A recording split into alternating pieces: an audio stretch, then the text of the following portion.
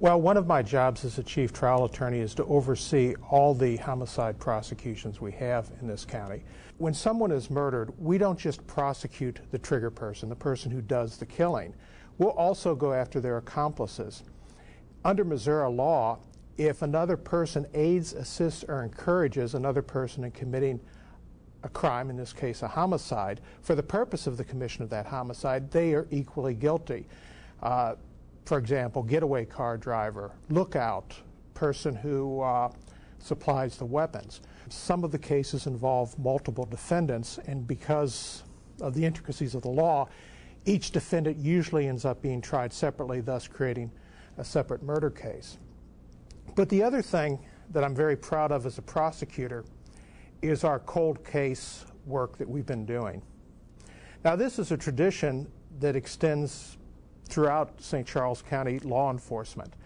The police as well as our office. I've known police detectives who have literally worked their entire careers, along with their other duties, on trying to solve cases, murder cases that have not been solved.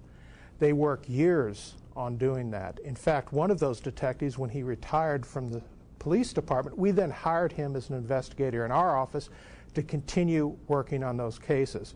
The philosophy is that no murder case in this county is ever closed as being unsolved. No matter how old it is, we're always re-examining it and seeing what can be done. Now, of course, in terms of cold cases, we live in exciting times because of the advances in science, specifically DNA.